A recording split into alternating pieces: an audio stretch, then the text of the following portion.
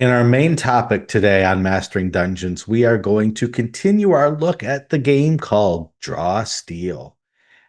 And we've talked about character creation, we've talked about sort of the basics of the rules, but we wanted to get into combat today. Uh, Previously, we discussed the characters, and then we talked about playing it with Tom Christie on the D20 Play channel. So now we want to dig in and figure out, how does combat actually work in this game?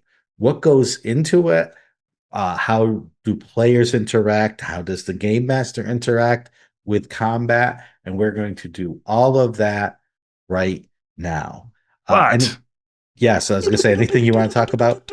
breaking news. So I just saw in my inbox that Draw Steel for Patreon's backers has a Beastheart playtest available. So if you are interested, it's worth mentioning in this show that you can join the Patreon and you can actually test out the Beastheart and Monstrous Compendiums that previously were available for 5th edition. And now this is the Draw Steel version of the Beastheart. And you can play test until Monday, October 20th, and fill out a survey of what you think about that class, which is pretty cool. Now, Breaking Shawn, back to news. your regular program already in progress. Back to our regularly scheduled review of Draw Steel. We've covered characters before. Let's do some of the basics that, not just for combat, but for the entire game. Um, Power rolls are an important part of Draw Steel. They are the thing that happens when you try to do something to see if you succeed or fail. And there are two types of power rolls. There's the ability roll and there's the test.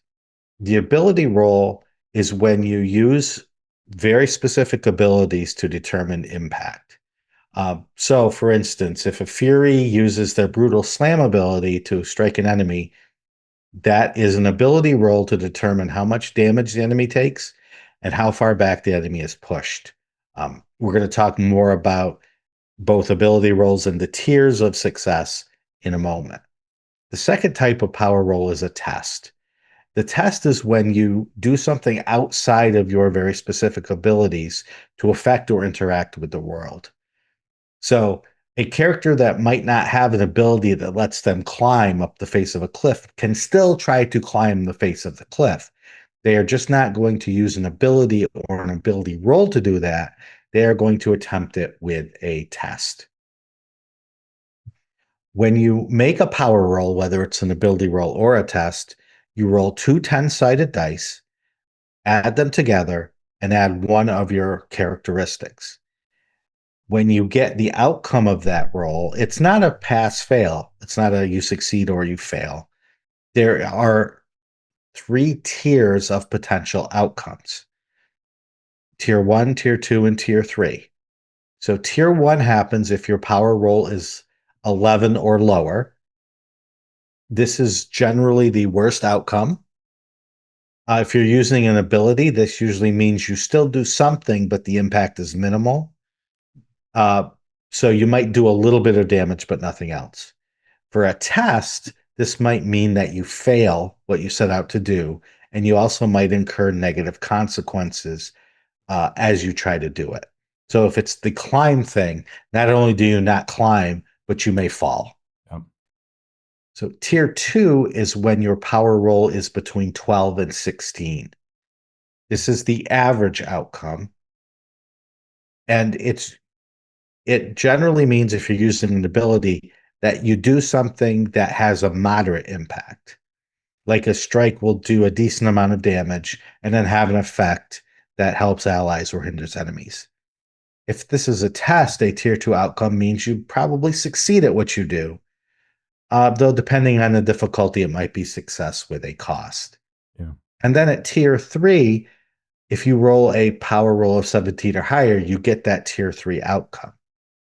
This is the best you can do. If it is an ability roll, you deliver the maximum impact possible. So you're going to deal a lot of damage, and then it will generally have a powerful and lasting effect on enemies or allies. For a tier three test, you will probably succeed at what you set out to do. And then if it was an easy difficulty test, you also get to do something a little extra because Mhm. of this success. Does that sound like it summarizes what Yeah. a test is, a power roll in Yeah. Yeah, Draw Steel? absolutely. And it's neat because it simplified things in a number of ways that at first I think, at least for me, were not super intuitive. Like I was like, okay, yeah, I understand what they're saying.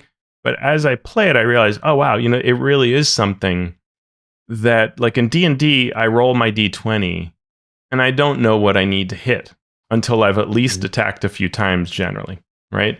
And Mhm. so I never know whether to get excited about a particular thing. But when I roll, those 2d10s in Draw Steel, I know that when I get that 12, right, of the what I rolled on the dice and what I add my bonuses from my relevant ability, and maybe if it's a test from my skill, maybe I have an edge, something like that. When I get that 12 or higher, okay, that's great. I'm going to get that 12 to 16 is going to be that medium outcome. And then 17 plus is going to be this really neat thing.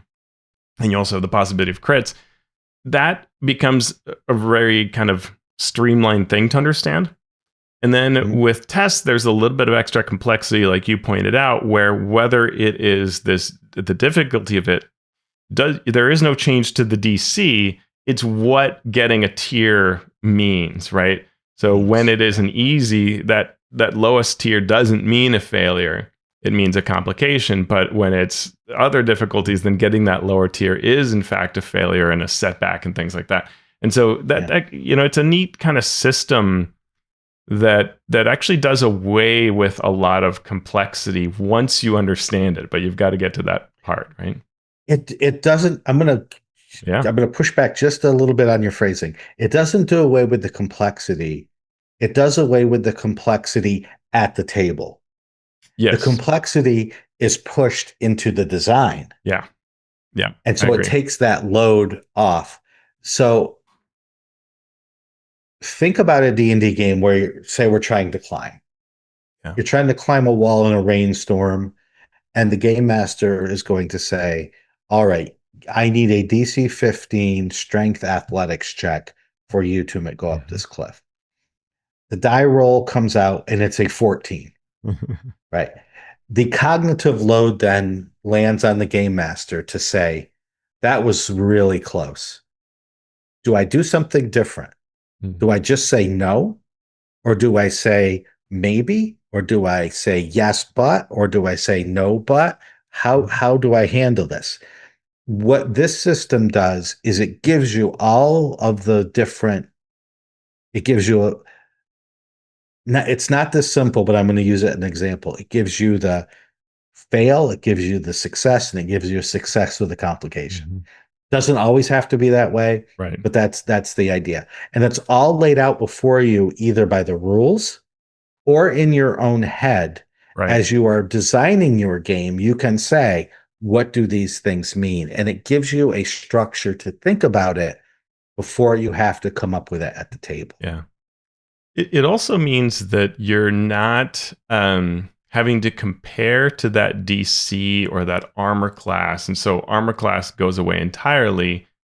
Mhm. And we're not doing that back and forth. And if you want to go into the back and forth to sort of what I might say obscene levels, you could look up Shadowrun, where I know in 2E we would I would roll fistfuls of dice, get all excited about these dice that exploded, count all these hits. Then I would reduce them because of like their leather armor or their whatever thing Mhm. that they've got, and then they would roll dodge dice. And at the end of it, we'd have spent several minutes and nothing actually happened, right? Mhm. Because there's so much back and forth going on. I think generally D&D is one of the fastest games because the back and forth is usually pretty fast. I rolled a 14. Did that hit? No. Okay. Next. Right? Yep. It can be really fast. Here, there is this attempt to sort of, I think, streamline the in-play complexity, narrow Mhm. that down because you just roll, right? And this has been interesting to see at the table. Someone just rolls the two dice. Okay, I've got a 12 on my dice, plus 2 is 14, but I already know I hit the 12. I'm good. And so here's what Mhm. happens to them, right? They Right. get this effect, and now we're good. We just go on to the next. What else are you doing on your turn, and then we're done. Mhm. And so it does help in that way to not have to look things up, especially because often in this game you might have a number of creatures, and so you don't really want to have to look up against all of them. And yeah, Yeah. Oh, yeah, it totally. Oh, I'm attacking the vampire. Oh, and I'm also attacking the vampire spawn and right, the wolves that the vampire has yeah, summoned. They're all different armor classes. Who do I did I? saving Oh, throws, or yeah, and then if you actually bring cover into it or bring changing yeah, out a shield with a two-handed weapon where the armor class might change, it can get a little tricky. I yeah. also want to note hmm here. Oh, go ahead. And well, I'll just say quickly because this figures into this concept that Mhm, they do away with a lot of saving throws or resisting. And the way they mhm, do that is that some abilities that you have will involve a potency. And this mhm, is a quick comparative that can be resolved that doesn't require a die roll. So, as an mhm, example of a main action that the sensor has, this is like the sort of paladin type yeah, character. Halt Miscreant. You infuse your weapon with holy magic that makes it difficult for your foe to get away. So I roll my power roll, and Shawn, I've got a 10 on the dice. So let's say I probably have a +2, so 12. So I just hit that medium. mhm, So this is 5 plus M, so my might holy damage. On my character mhm, sheet, it'll be written out. So let's say I did 7 holy damage. And then it yep, says potency less than average, slowed. uh-huh, So the way you calculate your potency is there are stated things for what weak, average, and strong is, and you just kind of write it somewhere in your character sheet. So weak potency value is your highest characteristic -2, average is your highest characteristic -1, and strong is your highest characteristic. And so that's where this less than weak, less than average, less strong, you would actually already have it filled in on your character sheet. So you'd say, okay, I did 7 holy damage, and if your potency is less than, mhm, 12, or less than, or no, be the pluses, so it'd be less than, two, let's say less than 2, then your slowed yeah, save ends. And yeah. so, it's fairly fast in play because you'd have written this all out. Okay, right. So it is not it's a static. It's a saving throw only Right. in the sense that you compare a number Right. and you don't roll a die. You just look at their number, and if it is less than weak for the tier one, Yeah. average for tier two, or strong for tier three, it affects them. Otherwise, it doesn't. Yeah. Okay, cool. Uh, yeah, and what I want to point out here is notice how both draw steel with this three-tiered system of doing damage and Daggerheart with their gated damage, where even if you do 180 damage, it only does 3 hit points worth of damage unless you use some optional rules or if you damage hit points directly as opposed to going through that system. Yeah.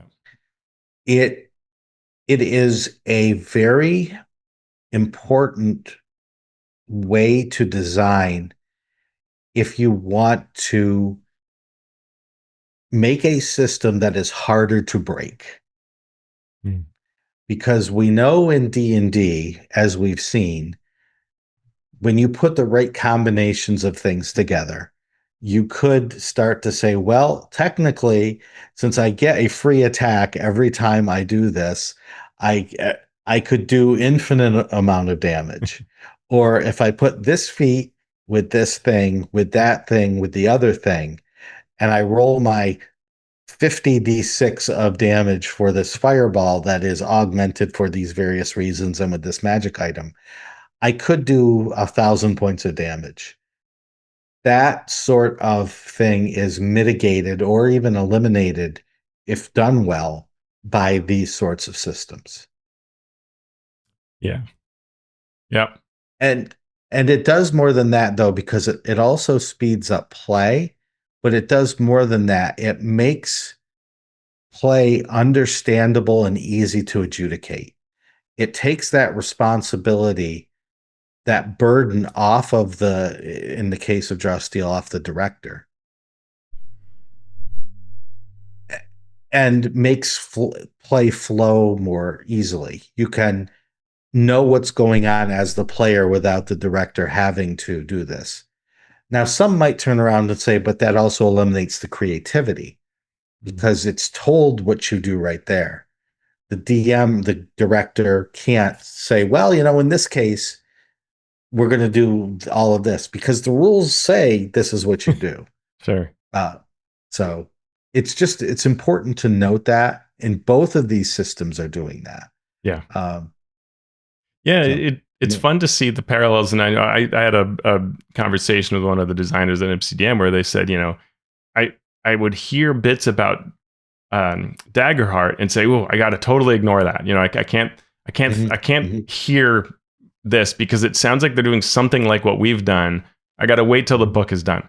And once the book is done, then they could be like, okay, let me go see what they actually did. Oh, wow, we have these similarities, but done from Right. different angles. And then they could kind of enjoy, that different design but yet similar. I mean, there's some real, D12s versus D10s and, these Mhm. some interesting approaches there, right? Two dice, but they're not D20s, and right. So really Mhm. interesting to see those similar concepts done via slightly different means.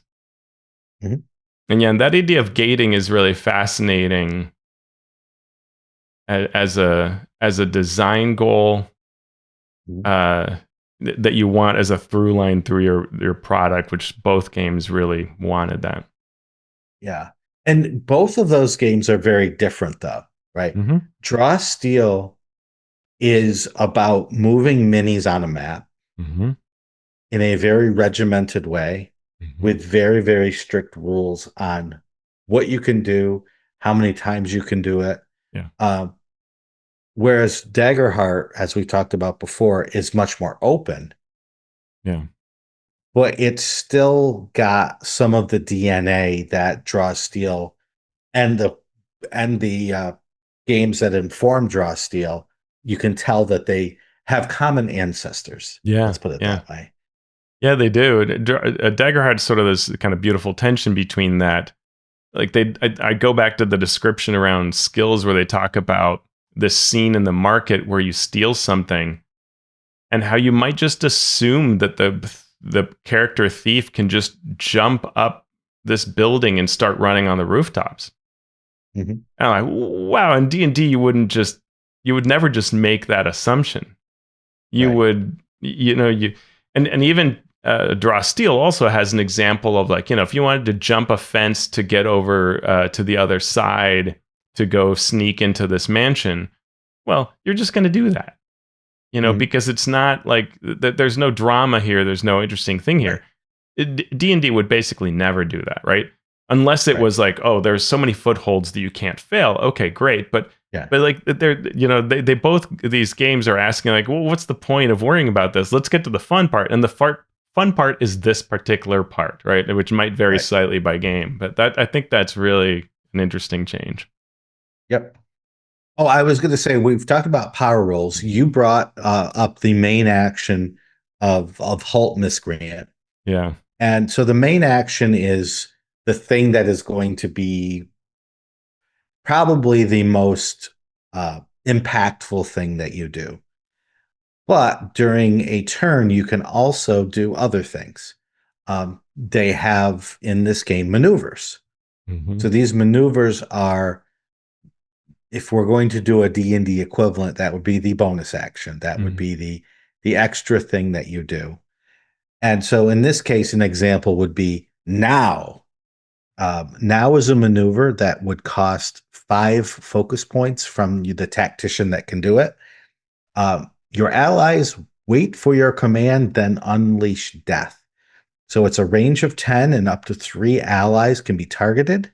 What's the effect? Each target can make a free strike. As we That's talked cool. about last time, the free strike is a less impactful but still potent attack that you can make generally for free, depending on how it is triggered. Yeah. And speaking of triggers, there's also a triggered action. The example we use in our show notes is from the Shadow called Clever Trick.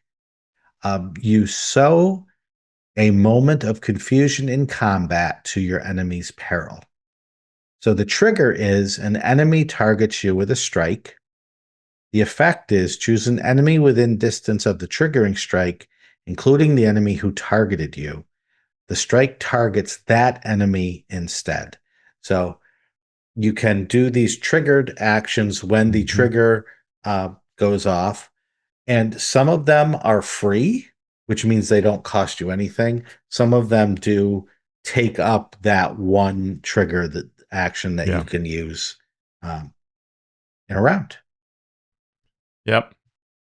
Probably worth discussing is edges and banes. So when something would grant you a situational advantage, like you are flanking, you gain an edge, and an edge is a +2 to your power roll. When you have a situational disadvantage, like I'm on an unstable surface, right? I'm on a cart firing my bow. I have a bane, and that is a -2. So pretty simple. You just use this terminology: gain an edge, gain a bane.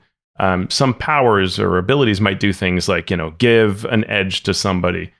If you have 2 or more edges because you have them from multiple sources, you have what's called double edge. You ignore that +2, that goes away now, but instead, whatever tier you achieved, you get the next tier higher as a result. Double bane is the same way, but you do one tier lower. If you have a double and a single of opposing types, so I have a double edge, but I have a single bane, then I have a single edge, right? You just go down one step. And that is regardless of the total that made up the double. So if I had 9 edges that made me be at double edge, and I have 1 bane, I still now have edge. So it's kind of that reality. It's sort of like advantage and disadvantage. It's the reality state rather than the math of it. And if you have 2 opposing doubles, they cancel out, or 2 opposing singles, they cancel out. So an edge and a bane cancel. It's really just a double versus a single. You go down to single. It's a fairly simple system, works well in play. Once you understand it and see it a couple times, you're pretty set on those. Yeah, and let's look at the math behind this, because I've had math on the brain lately. Sure. So remember tier 1, 2, and 3. Tier 1 is 11 or lower. Tier 2 is 12 to 16. Tier 3 is 17 or higher. So you roll 2d10s. Your average roll, if you're not Shawn, is 11. If you're Shawn, your average roll is 3. So when you roll these two, you're always looking at the probability with the bell curve of getting somewhere near an 11. So you're just shy of tier 2 when you make these rolls generally. So if you have at least a +1 bonus to one of your abilities, now you're in tier 2 territory. So adding +2 for a bane gets you from, say, you're +1 for your ability. So you're at 12, 13, 14. So you're at 14 safely in tier 2 range. If you would have added another +2, that would have put it at 16, which is just below the tier 3 range. So it is just giving you a little bit of bump there if you have the double edge to take it up one whole tier. But it shows the, again, strength, I would say, of using these both using the bell curve to get you more likely to an average that gives you a result that is at least interesting. And then the benefits that you can add on to that get you pointed in the direction of a more impactful result uh, using the math of the base system. That's all. That's all I had to say. I got no more math to talk about. You're muted. Indeed, I am. Yeah. I find that it works really well, especially with the fact that you generally going to have a +1, a +2 from your characteristic score, and so getting that edge is going to matter a lot, or getting that double edge will generally matter. The only part that I have with double edge or double bane is just where you've already rolled either really high or really low, then it doesn't help you with that situation. But hey, you've already done that, so it is what it is to begin with. So you can't go lower than tier 1 though, right? And you can't go Right. higher than tier Yeah. 3. Yeah. So, okay. And I don't believe there's anything that takes you higher or lower than that. That's my understanding. Is it just is what it is. Like I don't Okay. think it turns it into a crit or anything like that. Yeah. The one other thing to be aware of during combat is that your group has a resource called hero tokens. So each session you will typically start with one hero token per character. And Mhm. any character can use one to get a series of benefits. Benefits include gaining 2 surges, which can be used to increase damage or potency. You can use one to succeed on a failed saving throw. You can use one to reroll a test. You can use one to spend 2 hero tokens on your turn or when you take damage to regain stamina equal to your recovery value. So you've got this currency which gives you, we'll say, the narrative heroes boost. Yeah. You are the hero of the story, so we want you to be able to behave and respond as a hero. Yeah, and as a group decision, so you want something kind of, large that you can put out in the middle of the table, or nearby where everybody can see it and go, you know what, let's just do this. And it's per session. The director can decide that, we're still in the dungeon, so I'm not going to reset them. But in general, it's like each session you would have these. So it's, use them during the game and pretty good. One thing I noted was it does say re-roll a test, not re-roll a power roll. So that Right. would mean an ability, one of your powers, you don't get to re-roll those. I thought that was interesting. Mhm. So it really is for Yeah. skill type tests. Yep. Yeah. Those things that tend to be outside of combat, Mm-hmm. um, but also can be very important, or at least you would hope that the director would only make those rolls when there is something important at stake. And I suspect that's probably fine because, in terms of your ability, that's where you could instead give yourself a surge to increase the damage, which probably ends up being as if you'd rolled a tier higher, right? Or your potency. Right.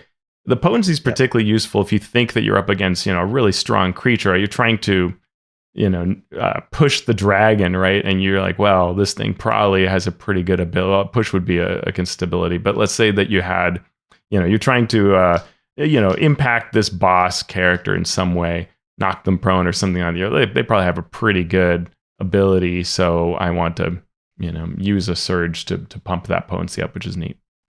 Mhm. So that's the stuff that the characters are bringing into the combat. When we look at the DM advice or the DM instruction, the first thing it says is set the map. And we already know from the very first sentence of the book that this is meant to be a tactical game. So they expect you as the game master to use maps. Yeah. Uh, and they set out player characters are 1 square in size. Various creatures may be larger. Terrain and movement matter. So maps with cool features and positioning are important to drive play. And this is, as we have said before, this is a game that they want to take the cognitive load off the game master and the players uh, during play. Yeah. So you deal with all of that before play. So everyone knows because of the map and the minis and the terrain where they are, where everyone else is, what sort of impediments there might be on the Mhm. map and what that means. All of that is set forth ahead of time. Yeah, and if you play the Delian Tomb, one of the neat things about that adventure is it actually takes pre-gens and spaces out their abilities so that you play a bit at a time, which is pretty cool. Mhm. So you start with, you don't have, I think, triggered actions and you don't have your 5 Right. cost heroic resource and just, start simply, get to know these. Okay, combat 2, add this in, combat 3, add this other thing in, and talks you through how those work, which is a nice way to do it because, again, as you're saying, there's that sort of assumption that you would understand this. Right. And the game is smooth once you understand that. It's a little hard before you do, as we know from playing our games. You have to think through, like, wait a minute, Mhm. what, I have so many options. What do I do in this situation? And so you want to set yourself up to learn that. But yeah, Let's since we're doing a Daggerheart D&D sort of comparison throughout, yeah, I'd love to continue to do that. okay, D&D says a very similar thing of when combat starts, decide where everyone is, let everyone know what the situation's like. Daggerheart less so mm, because it does call for player input. Um, so Daggerheart and games that mirror it or that it drew inspiration from want more storytelling, want more player input, don't necessarily want you to use a map. They use things like close or very close or yeah, melee or far to give you a vague description of where things might be, but want you to, as the player, even as well as, of course, the game master, hmm, want you to leave your stamp on not just what your character does, but what the whole situation is. Um, so we don't quite get that stress of setting yeah. up a map for that. Though it is always, I mean, Shadow Dark, Daggerheart, they say, hey, here are these abstract sizes, which, by the way, close is 30 feet, the Yep. distance we expect Yep. to, to moving around. Okay. Yeah. Like, it's, you didn't make that big a change, but it is a mentality change, and I do appreciate that. Um, Versus there are some other games that really just, I'm not going to tell you what that distance is. It's just, it's a loose kind of concept. Mhm. Here they're trying to get you to play a little more loose, but it's not quite, apocalypse world. Can I get there? Or even, funny thing is a game and I've talked about this before, and I've played Legend of the Five Rings. Always been amazing to me that it's a game that's written up as if you use minis. When I've played it, nobody used minis. I've played with a Mhm. lot of different DMs. And when you ask, can I get to that monster? The answer is like always yes. And in fact, even can Mhm. I flank it? The answer is somehow always yes, no matter how many characters are around that monster. And, Mhm. so it's interesting, something about games that can cause that behavior change. You have to see it in play to see how it works out. Yeah, for when I played AD&D, we never used maps. Sometimes we would use dice to show relative Mm-hmm. positioning of where things are, Mm, but we would never use a map. We would never use minis. And we rolled with it, right? We yeah. always rolled with it, and we were I could probably name on one hand in the several years I played where we were like, wait, you can't do that. Yeah. But then third edition came along and it was all about positioning. Yeah. You needed to know where everyone was, and people became almost incapable, it seemed like, to imagine that you could play the game any other way. And that's why I know as I take my players from D&D into a game like Daggerheart, Mm-hmm. we're going to have problems. We're Yeah. going to have problems getting across this idea that don't worry about where you are. Worry more about what you do and how you do it than where everyone is. Just move over there. And even the game we played with Tom Mm-hmm. in D20 Play, there was this idea for Daggerheart. I'm sorry we're talking about Daggerheart during the Draw Steel game, but Yeah. I think it's important to Mm-hmm. note the differences as we talk about this game. That okay, I want to move further than just close. So I need to make this check. What happens if I don't make this check? Right? What happens if I try to do this check after I've taken some other action? Right? The We consequence is are high because the right, DM gets to go in Daggerheart, and so they, right, your whole plan of, well, I'll get to the monster and then I'll do this cool thing. Let me check to see whether I get to move. Oh, I didn't.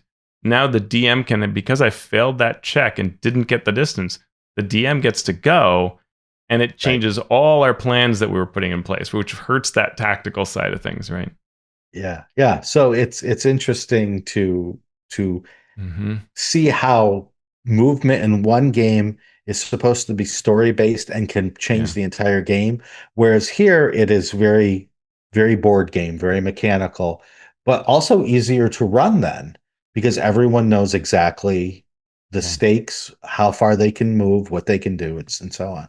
Yeah, and I think Daggerheart is hoping that when you fail your check to move, which might on paper or at a light level seem lame. Oh, what? I couldn't move there. My whole plan fell apart.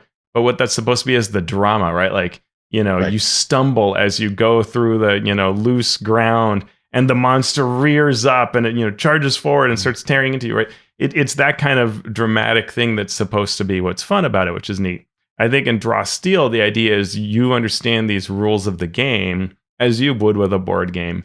And the Mhm. drama of it is this neat power you get to do. And it's the fact that you just said it. It's like the benefit of like if you play Pandemic with, somebody who's really brilliant goes, wait, I can get you to Calcutta and I can get you to da da da, and then we can do, and then we'll, Yeah. we will solve this problem.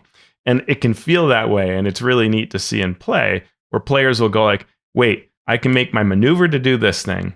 I can do this, my triggered action comes off, and then I can hit all of them with this awesome power. Ooh, can I use one of those heroic resources that we have in our pool to add to the potency? Okay, they're all knocked back, and and you get to see those very, very it's a very tangible impact when you play Draw Steel, what is happening to Mhm. these monsters, more so than D&D where it tends to be primarily, their hit points went down. And the Yeah. DM describes it, but you may not experience much. When you are bouncing enemies into each other and killing them all off, it's a very causal, rewarding kind of thing, right? Mhm. For sure. So we've got the map set up, and it Right. is time to figure out who goes first and how this combat's going to start. And we're going to roll initiative, right? No. Well, no. So what we do first is determine surprise. The director can make the decision, or it could be the result of a test. If a creature is surprised, uh, they are for the first round of combat. They can't take triggered actions or even free ones, and ability rolls against them have an edge. Mhm. So if all creatures on a side are surprised, the other side goes first. Otherwise, the director will roll a d10 or call for a d10 roll, and whoever rolls six or higher can go first. So if the director rolls a d10, they roll six or higher, they go. If the director says, "Hey, player, you roll," they roll a six or Yeah. higher, the players get to go first. The side with the initiative chooses a creature or character to go first. So if the players win, one player gets to go, Mhm. and then the director gets to go. Sometimes the director will have a group of creatures act in concert rather than a single creature. So a group of minions might all act at once, or some other category of character. Once a side has completed their either creature or character's turn, it switches over to the other side.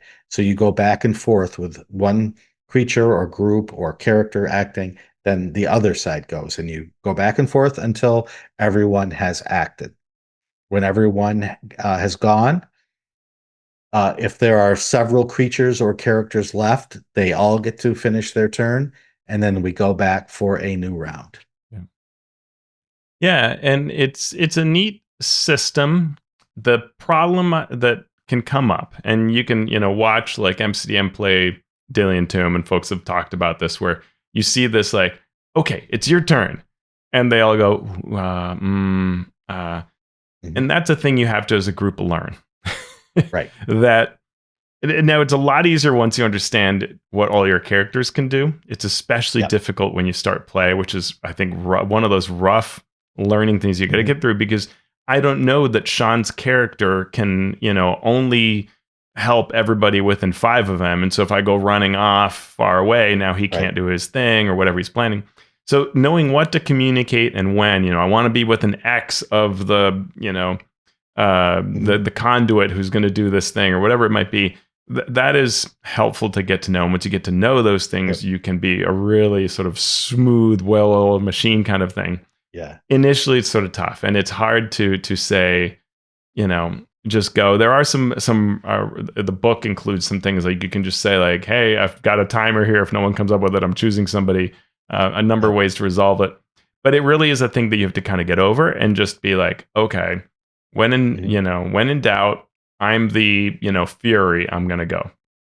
Yeah. Or when in doubt, I'm the tactician and I will boost somebody so that they start doing better. Whatever it is, so that you can move through it faster. And it's the same thing on the director side, because the director might Mhm. have, two squads of minions, each with a captain, and then they have, four non-minion characters, and then maybe one other thing. And that Mhm. seems like a lot, but your minions are going to die quickly. But it still means that on turn one, when it's your turn, you can't sit there and overthink this, or the players Mhm. will start getting bored. You've got to jump right into it. Go like, this group of minions, runs forward, and here's what they do. Yep. And what this solves is a problem that some people have with D&D initiative, which is right. The wizard wants to cast the fireball on all the bad guys over there, but the barbarian got initiative and Yeah, wants to run up and hit things. yeah, they rolled So the high. barbarian either will have to wait. Mm-hmm. There's no delay anymore, No, right? So you'd have to ready. ready your action, but you can't ready this. And what if something else And you completely can't different go get your happens? And like, bonus, and yeah. yeah, the triggered, right? Mm-hmm. This solves that problem for you. Mm-hmm. It lets the players, as long as Teo said, as long as they're a well-oiled machine, or at least communicate well, can Mm-hmm. say, Wizard says, please let me go first so I can do the thing without hurting anyone. Then you go and do your thing. Yeah. Now, things may get changed as enemies move, but at least it solves the problem of having to ready and go into that set of rules that can become problematic at times. Yeah. Um, it also makes combats much more chaotic in good and bad ways, because right, what happens a lot is we roll initiative. I have three things. Oh, I rolled poorly. I rolled a 4, a 3, and a 2. Yeah. All the characters go, then all my folks go. And as boring as that can sometimes be, it's pretty static, because you know that you're going to be able to do your thing. Even if you're the last character to go, you know that probably everything is going to be relatively the way it was. By Yeah. going back and forth and shuffling, things are going to be very dynamic. If you're playing with 5 players and 5 monsters and you go last among the players, things are going to look much different, battlefield wise, positioning wise, Yeah. than it was when that round started. Especially in this game. Um, yeah. Yeah, and it's fascinating how different these all are, right? Like Daggerheart, D&D, Draw Steel, you almost want entirely different techniques and approaches for how you track things, right? Mhm. Like with Daggerheart or with Draw Steel, you kind of want to know that someone has gone. So almost the ideal Mhm. thing is like a little flag that you would, knock Yeah. down, so that when Right. you're looking around the table, you can go like, okay, they, and even the players can go like, okay, the three of you went, well, I should go. There's just two of us left, Mhm. and I should be the person to go between the two of us, right? Because if you Mhm. just look at it, all the players, you're constantly going, wait, which of us hasn't gone? Should I go now? And it might be someone like, you're the only one left. You've got to go. Right. I'm the only one. So you need Right. like a way to say, I've taken my turn. And we very quickly Mhm. during our first game, we're like, we got to have some way to do this, which reminds me that between now and tomorrow, I need to come up with something that they can use for that. Mhm. And then on the Daggerheart side, the idea is you could take several moves in a row, Mhm. right? You could take Right. 5 turns in a row if you don't fail at something and don't generate fear. And that's a really different thing but then it also encourages you to not do too many things. So you kind of do Right. want to somehow track how often is someone gone. So what's a way to do that? Yeah. Yeah. And here's the thing about initiative in a game that claims to be cinematic, that Mm, gives me pause. yeah, Think of a Marvel movie, right? Think of Avengers. They're fighting in New York City, and there's a whole bunch of things going on. And the camera goes to Iron Man, and Iron Man is flying between buildings and takes out an enemy ship, yeah. and then we go to Hulk, and the Hulk does these things. Then we go back to Iron Man. Iron Man is not in the same position he was when we left, when the camera left him. Iron Man is now right over the river doing Right. something. And so things were happening when the camera was not on Iron Man. Mhm. And I want for my Mm. running of Daggerheart games, I want position not to matter, right? Mm. I want a player to be able to be in a different position when the spotlight Mm. leaves them and when it comes back to them. If they want to, after somebody else has taken two turns, to be somewhere else, I want to give them that option unless there is a compelling reason that they couldn't, unless there is a terrain that grabs them, unless there is some story related reason, Mm. because I want that freedom. That I think frees up players to be more willing to let someone take two turns or three turns before they get the spotlight. Yeah. Does that make sense? It does. I've wondered whether both Daggerheart and games like Daggerheart, games like Shadow Dark, whether they'd be better off never putting a scale on a map Mm-hmm. or almost not having a map, like nothing that could be used Mm-hmm. tactically, because Mm-hmm. then you would kind of have more of this, right? But if you look at like there aren't that many Daggerheart adventures to look at, but when you look at what we've seen as part playtesting and the one example Mm-hmm. one, it's all gritty. And so Yeah. it's like this whole close thing is only but so helpful when someone's going to go, well, am I within 30? I will Yeah, move my exactly. speed of 30. And then it ends up where, yeah, it's not like Apocalypse World where you're going to just describe what you're doing and nobody cares where you are on the map. It's all just Right. fiction. And that can almost happen. Yeah, yeah, you could have moved, while the wizard was doing this thing, you, the rogue, could have snuck up. So go ahead and take your turn now, right? Because it doesn't Mhm. matter. But I think Daggerheart wanted to be a little bit. It didn't want to close off column A. It wants to be a little column A and column B, or Right. let the player who loves column A play column A, and that's fine. There's nothing wrong with that decision. I Right. totally get it. It just makes you Yeah. wonder: should maybe it have been this other way? Yeah. Yeah, with Draw Steel, it's very much owning what it is trying to do here. I think Yep. it knows it wants to move away from the kind of normal initiative clock type or Mm-hmm. strict order because it wants to allow for players to really think about this order of Mm-hmm. play. And so it's doing that, which I think is probably a good call compared to fourth edition with its readies and delays and things. It was kind Mm-hmm. of a mess, but it means players and DMs or directors need to learn a new skill, right, Right. together to run a smooth game, so you don't end up there doing things. And I'm as guilty as anybody. Like when I play a board game, I overthink my turns. And even though there have been four other turns, we get to me, and I still want to reanalyze all the tactics. Yep. God Yep. save everybody around me. And I want to, have this perfect turn. And I will tell myself, just do a thing. Who cares? It's Hmm. so hard to make myself actually do that. And so games like this, I have to really talk to myself about just do a thing. It's easy for me Hmm. to do as a director. As a player, it's harder, right? I want to be my tactician. I want to play a tactician. That's problem Right. A, because I love that. Mhm. And then I want to be exactly the perfect place to do the perfect thing. And that, eats up time. And yeah. Sure. Yep. Well, we've gotten to the point where we can actually take a turn, Yeah.